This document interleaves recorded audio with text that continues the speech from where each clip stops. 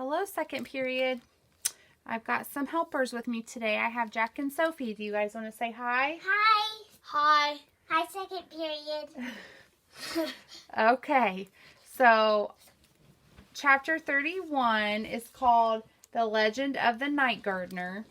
And Kip and Molly just saw Hester at the market, and she was just getting ready to tell the story that she has heard about the night gardener. Claiming that an open market was no place for a proper story, Hester led them both to a tavern at the end of the road. Molly looked up at the wooden sign above the door. It had a carving of a crescent moon dipping below some waves. "The moon under water," Hester said, pushing open the door. "There's no better spot for a pot of ale and good conversation." Molly stepped inside. The tavern was dark and warm.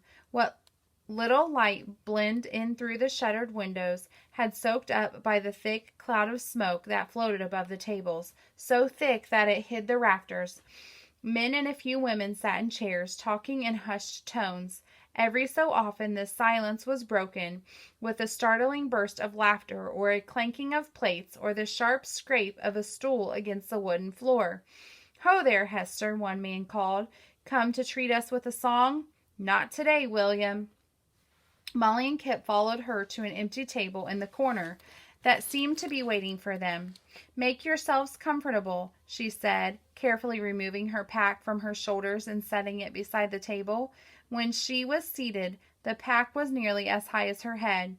Kip, who had never been in a tavern, eagerly slid into the corner chair, where Molly supposed he would have the best view of the other patrons. This suited Molly just fine, because it meant she could better protect him if trouble came. Trouble did not come, except in the form of a fat barmaid with yellow hair and broad smile. She set down 3 mugs of cider, which sloshed as they landed. "On the house," she said. Hester put her hands on her chest. "Bless you, Franny. I'll be sure to tell folks all about how your mince pies cured a blind man Sunday last." The woman chuckled. "I wouldn't stop you if you did." She wiped her hands on her apron and went back to the bar. Molly watched this exchange, somewhat confused. It seemed like all Hester had to do was threaten to tell a nasty story or promise to tell a good one, and folks did whatever she wanted. But if everyone knew that Hester's stories were made up, then why did they pay her any mind? Molly had had cider once and didn't like the taste. Kip, however, seemed to show a natural affinity. He was nose deep into his mug before she could blink. "Not right now." Aren't you a thirsty one?" Hester said, chuckling. "It tastes like apples," Kip said, licking the foam from his top lip. Molly sniffed her own drink. "Rotten ones." The old woman raised her cup. "To differing opinions, may they ever stay apart." She toasted and then sipped in a manner that could only be described as ladylike.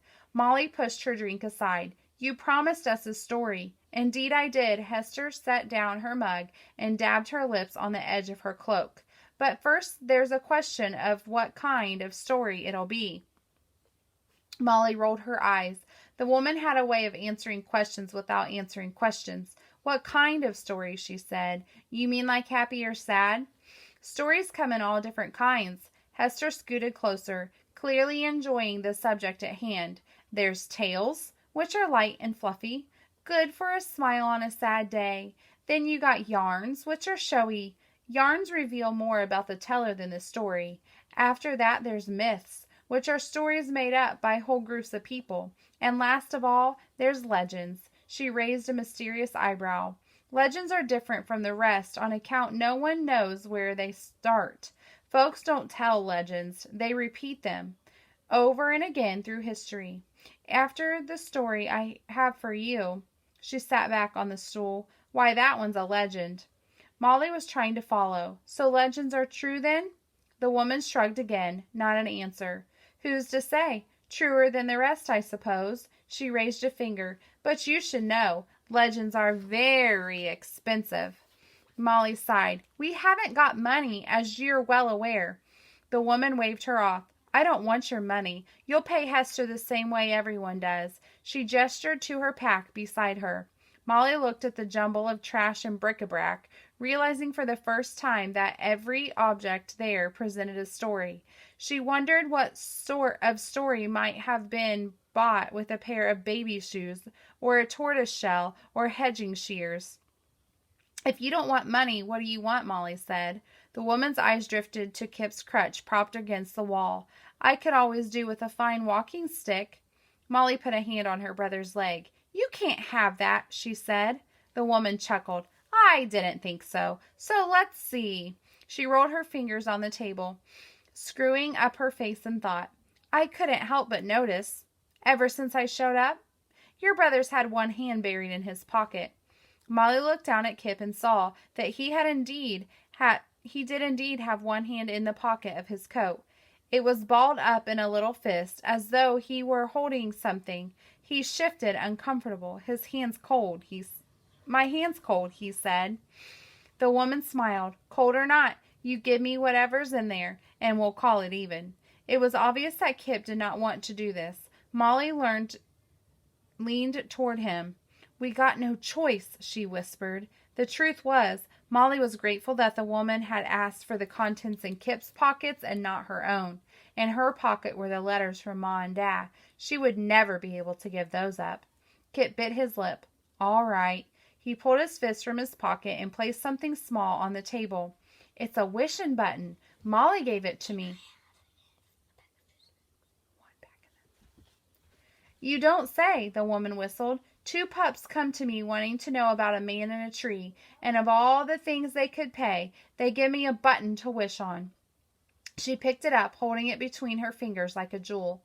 "I'll take care of it." She reached over her pack and removed a short length of string that seemed to have been put there just for this occasion. She carefully laced the string through the buttonhole, and then tied it around her neck. Molly squeezed her brother's hand. She knew it meant something to give up that button, even if it was just a make-believe.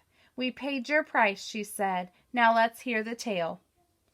"Legend," Kip corrected. "Indeed," Hester said, leaning close. "We'll call it a legend of the night gardener." Night gardener! Just hearing those words sent bumps along Molly's arm. It was as if the woman had given a name to the man in the fog. Molly looked at her brother, who was staring at the woman, eyes wide. Hester Kettle produced a pipe from her sash and stuffed it with tobacco. She lit the bowl and puffed slowly. Smoke curled up from the end, dissolving into the cloud above them. Like all legends, it's very old. Goes back further than anyone can tell. Before saints and scrolls. Maybe even be the first story there ever was. She raised her brow. Picture that if you can. Molly knew that what the woman was doing. She was creating a mood. It was something Molly did when she wanted people to really listen. She closed her eyes and tried to imagine what the world might be like before boats and roads and kings and wars. A world fresh and new. The woman cleared her throat, and when she spoke again her voice had a sort of music to it.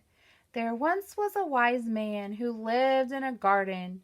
The man had a magic touch about him, and his plot was filled with all manner of strange plants, the like of which hasn't been seen before or since. People called him the night gardener, and that was because his garden would only blossom under the light of the full moon."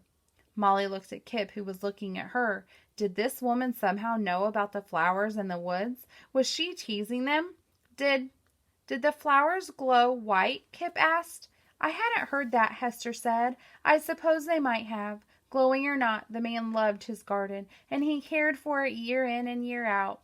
He sang to his plants and trimmed their leaves, and talked to them as though they were his own children, which they were in a manner of speaking." She leaned closer. "And then one day there grew a new child, a tree. This tree was different from anything else in the garden. This tree was alive." Molly heard Kip gasp. "Did it have roots that moved?" he said. Hester puffed at her pipe. "Again, I can't say. The curious thing about this tree was its fruit." "What was its fruit?" Molly asked, despite herself. "Anything." The woman opened her eyes wide. "The tree would give you whatever you wished for." She shook her head as if she, too, had trouble believing it. "Can you imagine?" Molly swallowed. She thought of the letters in her dress pocket. But the things it gave were real, right? Real as you or me. People came from all around to have their heart's desire granted to them. The poor found riches, the ugly found love, the sick found strength. Molly heard Kip shift in his seat, and all the tree asked in return was a single drop of your soul. Okay, I'm going to stop there. I hope you have a good rest of your day, and I will be back tomorrow.